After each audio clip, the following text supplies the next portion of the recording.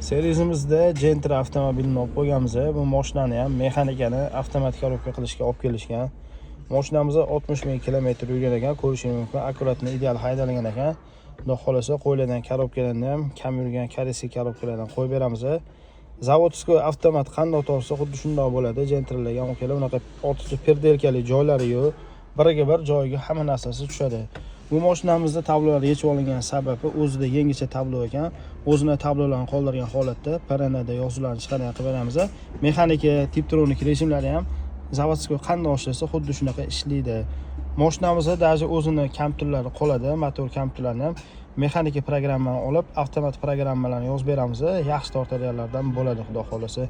Okalar, ma'lum bir sabablarga ko'ra o'zim ishlaga chiqa olmayapti edim. Bu yog'iga ishlarni boshlab olganmiz.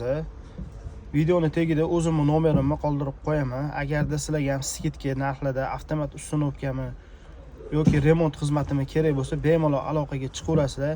Qo'ldan kelgancha kelishtirgan narxlarda ishlarni chiroyli holatda bitkazib beramiz.